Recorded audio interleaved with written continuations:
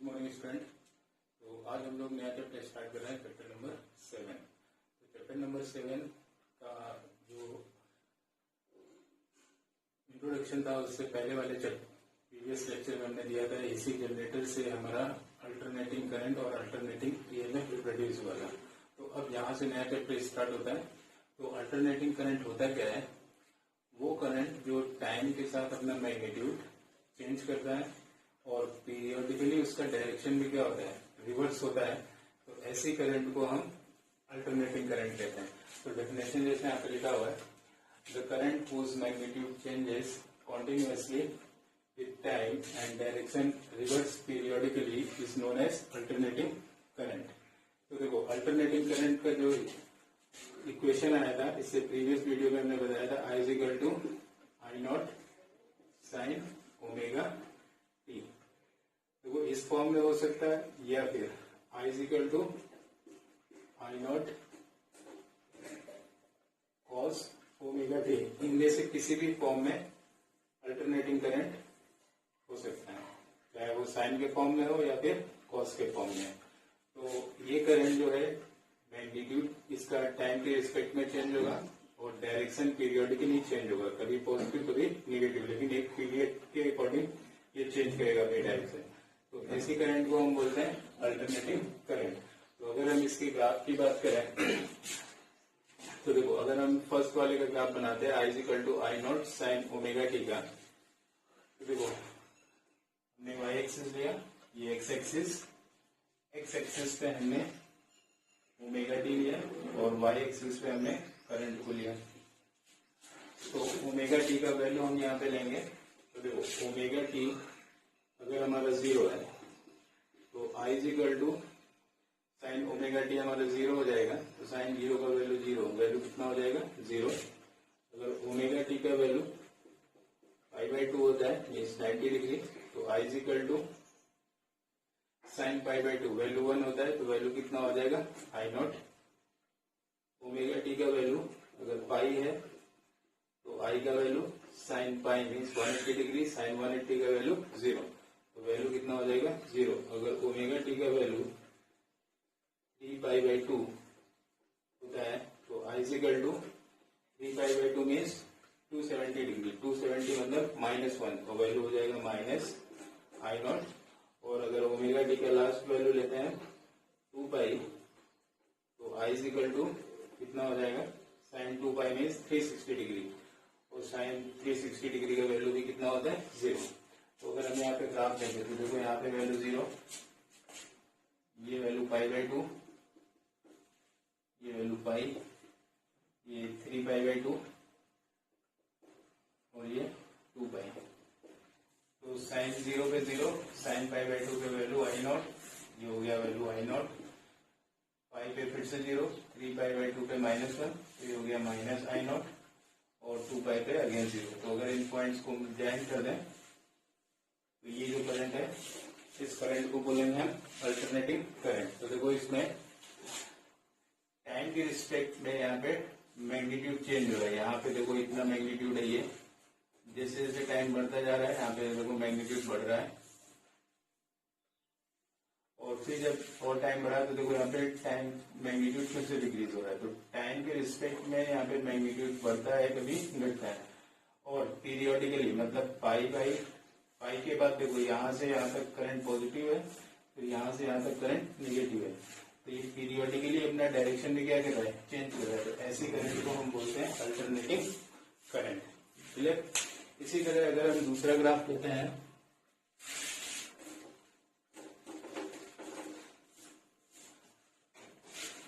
I is equal to I naught cos omega t. अगर हम इसका ग्राफ प्लॉट करते हैं तो देखो,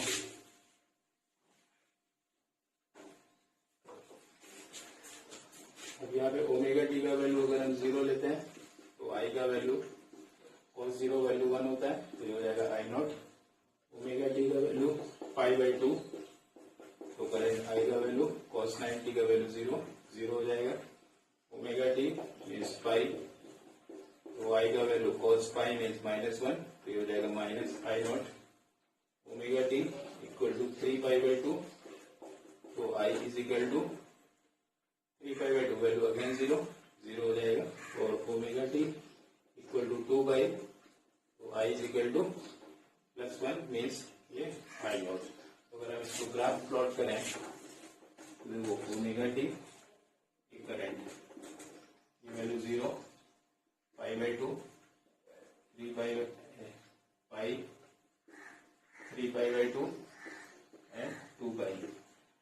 तो 0 का वैल्यू कितना है आई नॉट, ये हो गया हमारा आई नॉट पाई पे 0 π/2 पे 0 ये पॉइंट मिलेगा, ये पॉइंट मिला पाई पे वैल्यू माइनस आई नॉट यहाँ पे आएगा माइनस आई नॉट ये वैल्यू 3π/2 पे अगेन 0 ये पॉइंट एंड 2π भी पे अगेन आई नॉट तो यहाँ पे पॉइंट। तो अगर इसको ज्वाइन करें तो ग्राफ हमारा कुछ इस तरह का आएगा।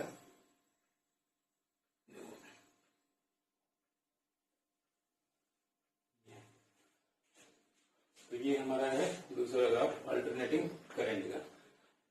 क्लियर। तो अब आ जाते हैं इसमें। तो देखो इसका जो मैक्सिमम वैल्यू है वो कितना है आई नॉट और मिनिमम वैल्यू कितना है माइनस आई नॉट। तो इस आई नॉट को हम बोलते हैं peak value of the current. तो यहाँ पर भी देखो टाइम के रिस्पेक्ट में मैग्नीट्यूड चेंज हो रहा है और पीरियोडिकली इसका डायरेक्शन भी क्या हो रहा है चेंज हो रहा है। यहाँ पे पॉजिटिव फिर निगेटिव फिर पॉजिटिव। तो डायरेक्शन भी अगर चेंज हो रहा है पीरियोडिकली और मैग्नीट्यूड भी चेंज हो रहा है टाइम के रिस्पेक्ट में, तो ऐसी करंट को हम अल्टरनेटिंग करंट बोलते हैं। तो अब आ जाते हैं इसमें सेकेंड चीज अल्टरनेटिंग ईएमएफ। इसमें भी सेम चीज है द ईएमएफ या फिर वोल्टेज भी बोल सकते हो whose magnitude change continuously with time and direction reverts periodically is known as alternating EMF. Alternating EMF. तो अगर हम इसका इक्वेशन की बात करें तो देखो एक इक्वेशन हो सकता है E is equal to E naught sine omega T.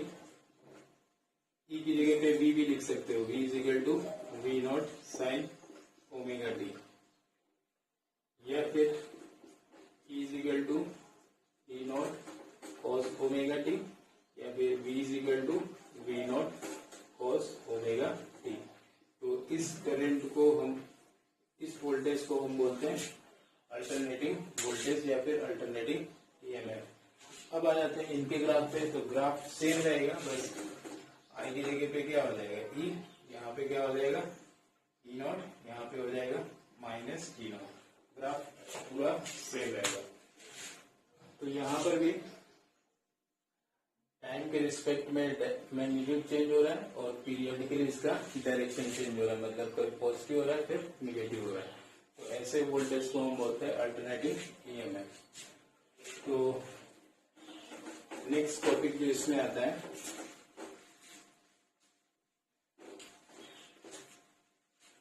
Average value of alternating current.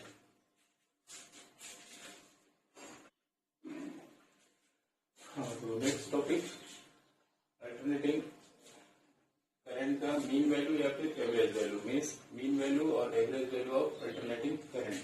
तो देखो इसका डेफिनेशन और इसका डेरिवेशन थोड़ा टिपिकल है, लेकिन अगर समझने की कोशिश करोगे तो समझ में आ जाएगा। तो देखो इसमें क्या है, डेफिनेशन हम तुमको बाद में बताते हैं, पहले कॉन्सेप्ट समझो। तो जैसे सपोज ये एक रेजिस्टेंस लगा हुआ है किसी सर्किट में और यहाँ पे एक डायरेक्ट सोर्स लगा हुआ है, ठीक है, और यहाँ पर सेम रेजिस्टेंस और यहाँ पे एक अल्टरनेटिंग सोर्स लगाया है। तो यहाँ पे कौन सा करंट फ्लो करेगा, अल्टरनेटिंग करंट एसी होगा, और यहाँ पे कौन सा करंट फ्लो करेगा, ये डायरेक्ट करंट होगा।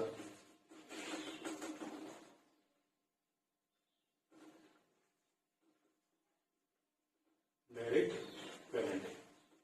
अब सेम रेजिस्टेंस है, तो अब देखो यहाँ पे, तो यहाँ पे प्रैक्टिकली देखा गया कि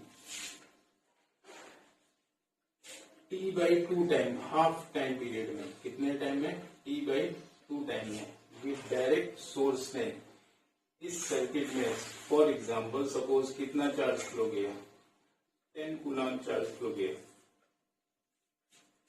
फिर से समझो, हाफ टाइम इंटरवल में T/2 टाइम में इस डायरेक्ट सोर्स ने इस सर्किट में, इस रेजिस्टेंस में हाफ टाइम में सपोज कितना चार्ज फ्लो किया, 10 कूलम चार्ज, क्योंकि हमको पता है I इक्वल टू क्या होता है, Q/T। इसका करंट फ्लो कर रहा है, इसका मतलब चार्ज फ्लो कर रहा है।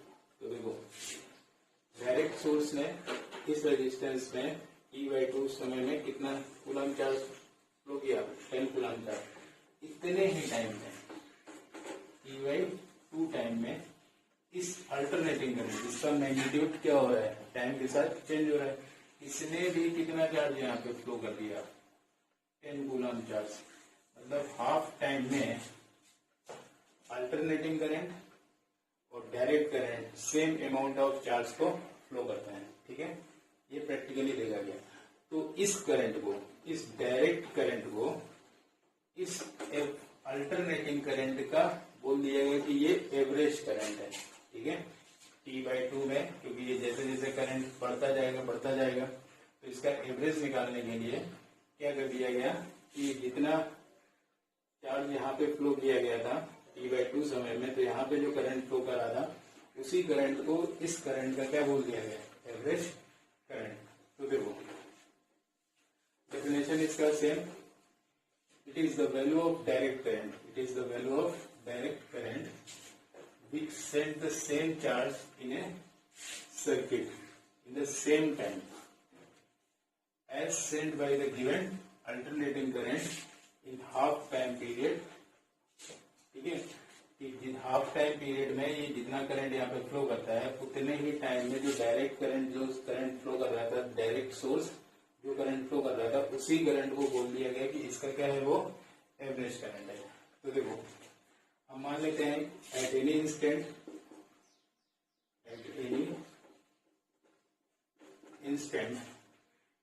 Alternating current is I is equal to I0 sin omega T है। हमने क्या एज्यूम किया कि किसी भी इंस्टेंट पे अल्टरनेटिंग करंट क्या है, I is equal to I0 sin omega T. ठीक है, तो हमको पता है कि फॉर स्मॉल टाइम, बहुत स्मॉल टाइम है कितना, dt, alternating current is constant. कैसा है वो, कांस्टेंट है। इसका मतलब I is equal to dp/dt formula use कर सकते हैं। स्मॉल टाइम में स्मॉल चार्ज यहाँ पे फ्लो किया, dp/dt, यहाँ से dp इज इक्वल टू कितना आ जाएगा, I into dt।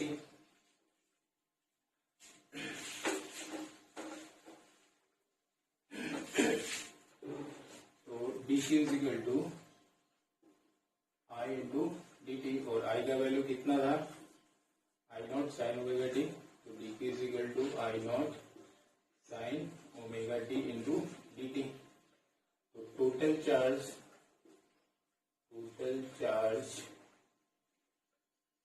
Send by alternating current in T/2 time. कितने टाइम में हम चार्ज निकालेंगे, T/2 टाइम में। तो Q is equal to integral 0 to T/2 dq। Q is equal to 0 to T/2 dq का value I0 sin omega T into dt। I0 constant बाहर आ जाएगा, तो I0 ये आ गया sin omega t 0 to T/2 into dt। Sine omega T का integration, Q is equal to I0 हो जाएगा minus cos omega t. Sine omega T का इंटीग्रेशन क्या होता है, minus cos omega T by omega, क्योंकि इंटीग्रेशन है chain rule से करेंगे तो ओमेगा यहाँ पे डिवीजन में आ जाएगा। तो ये लिमिट 0 to T/2, ओमेगा को बाहर ले लेंगे, Q is equal to I0 by omega minus cos, और इस ओमेगा की जगह पुट करेंगे 2 pi by capital T into small T 0 to T by 2। अब अपर लिमिट पुट करेंगे, लोअर लिमिट, तो T is equal to I naught by omega minus cos 2 pi by capital T into T by 2 minus minus plus cos 0, इसे T cancel, 2 पाई से 2 pi cancel. तो अब यहाँ पे देखो कॉस पाई, तो कॉस पाई का वैल्यू कितना होता है -1, तो माइनस माइनस क्या हो जाएगा प्लस, और प्लस ये हो गया प्लस 1 ये, तो कितना हो गया 2, तो 2 I naught by omega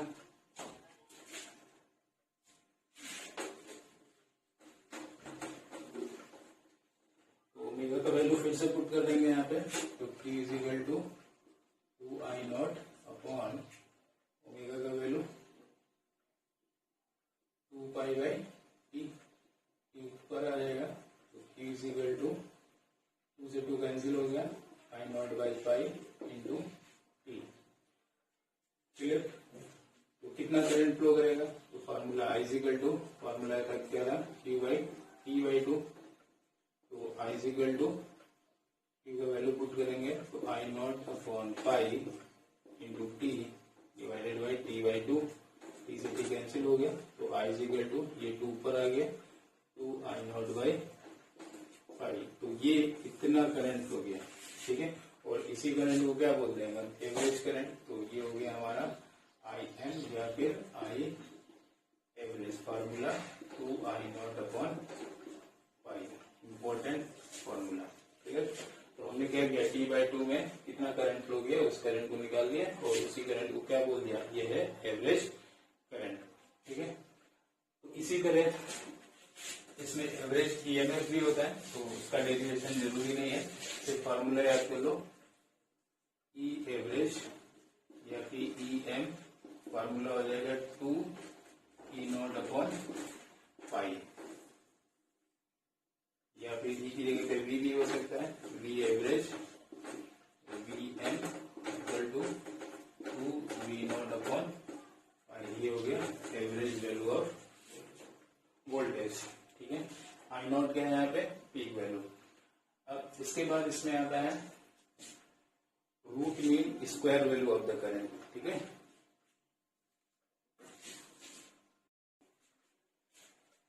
next topic जो है root mean square value of alternating current या करंट।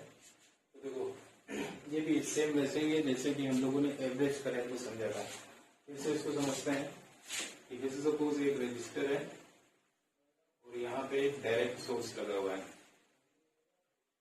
यहाँ पे कौन सा करंट फ्लो करेगा, डायरेक्ट करंट। ठीक है, सेम रजिस्टर यहाँ पे जो सोर्स लगाया गया, इस बार एसी सोर्स लगाया गया, तो यहाँ पे कौन सा करंट फ्लो करेगा, अल्टरनेटिंग करंट। ये हमारा अल्टरनेटिंग करंट है, ये हमारा डायरेक्ट करंट डीसी। ठीक है, तो देखो तो देखा गया कि एक टाइम पीरियड में इसने जो अमाउंट ऑफ हीट प्रोड्यूस किया इतना, सपोज एच, इस रेजिस्टेंस में क्योंकि करंट फ्लो करेगा तो ये हीट करेगा, तो इसमें एक टाइम पीरियड में कितना हीट प्रोड्यूस किया गया एच, कितना करंट फ्लो किया आई, कितने ही टाइम में, कितने टाइम में टी टाइम में। ये अल्टरनेटिंग करंट भी यहाँ पे सेम अमाउंट ऑफ हीट को प्रोड्यूस करता है, सेम टाइम में इसने भी क्या किया, सेम अमाउंट ऑफ हीट को प्रोड्यूस किया। तो बोला गया कि यहाँ का जो करंट है वो इस करंट का कौन सा वैल्यू है, root mean square value of the current. तो डेफिनेशन समझो, it is defined as the value of direct current, defined as the value of direct current which produces the same amount of heating, same amount of heating current in a given resistor as is produced the given alternating current when passes from the same time। मतलब जो alternating current यहाँ पे same time में जितना amount of heat produce करता है उतना ही amount of heat direct current भी फ्लो करता है, तो इसी डायरेक्ट करंट को इस अल्टरनेटिंग करंट का क्या बोल दिया गया, root mean square value of the current. तो अब हम इसको कैलकुलेट करेंगे। तो देखो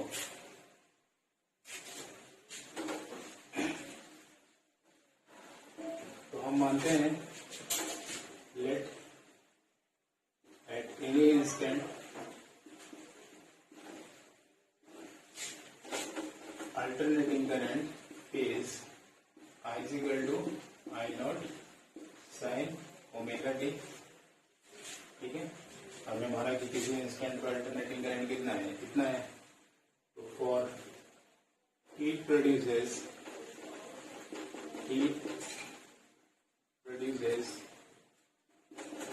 in small time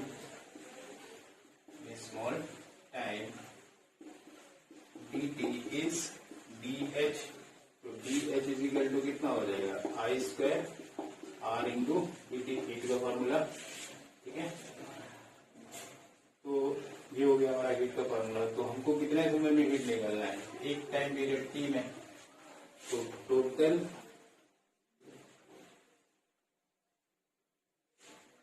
amount of heat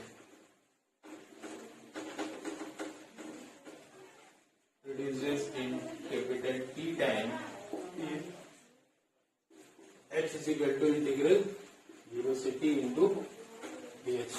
ठीक है, तो देखो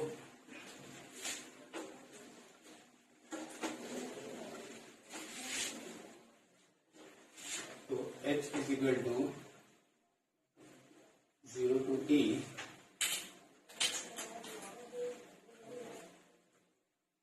dH का वैल्यू पुट करेंगे I square R into D t.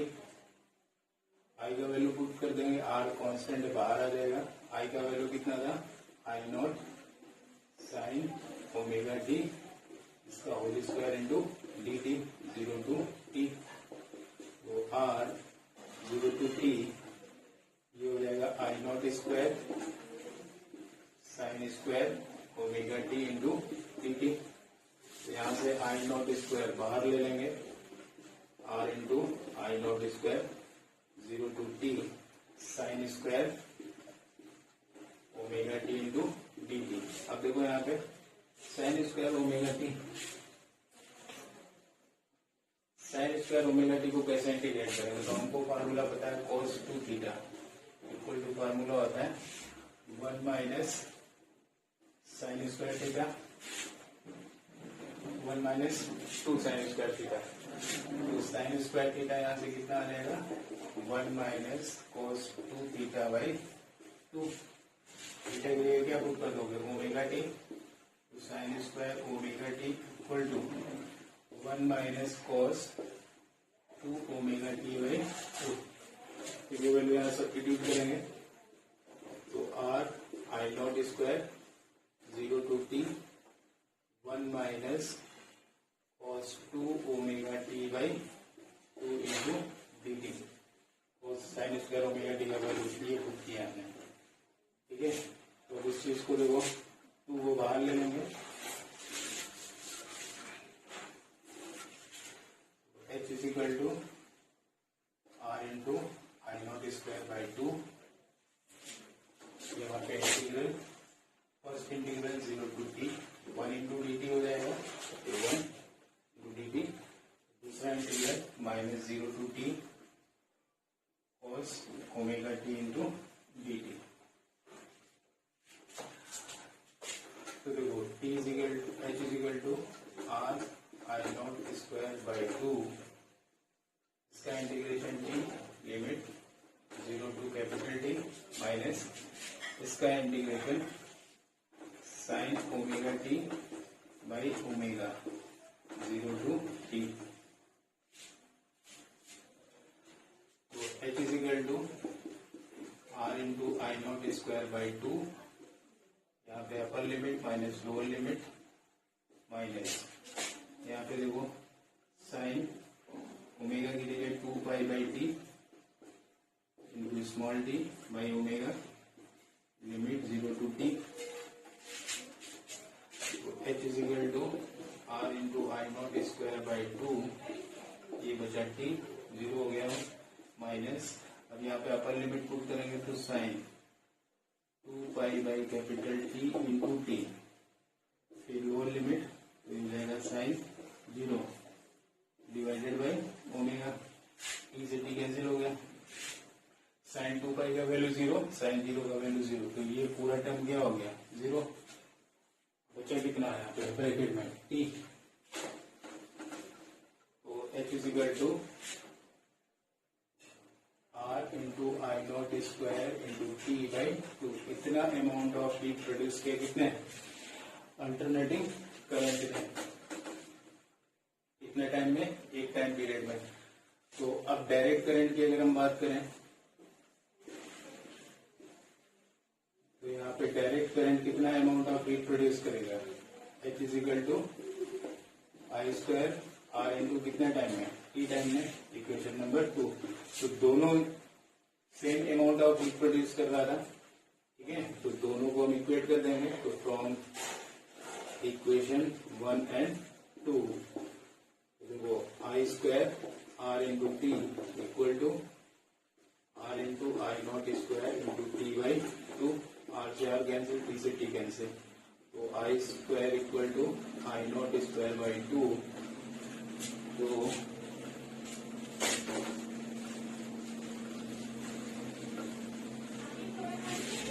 यहाँ से आई इक्वल टू कितना हो जाएगा आई नॉट बाई टू। और इसी करंट को हम कौन सा करंट बोलते हैं, RMS value of the current. तो फार्मूला कितना हो गया आई नॉट बाई √2। ये हो गया हमारा आंसर, ठीक है। तो इसी तरह आरएमएस वोल्टेज भी होता है, तो आरएमएस वोल्टेज ये आरएमएस इक्वल टू कितना हो जाएगा ई नॉट बाई √2 या फिर V RMS equal to V naught by √2। तो ये हमारे फॉर्मूले, ठीक है। तो देखो आज हम लोगों ने अल्टरनेटिंग करंट का इक्वेशन, उसका मीन वैल्यू और उसका आरएमएस वैल्यू पढ़ा, ठीक है। तो इसके बाद हम इसमें कुछ न्यूमेरिकल देंगे, उसको आपको सॉल्व करना होगा, ठीक है।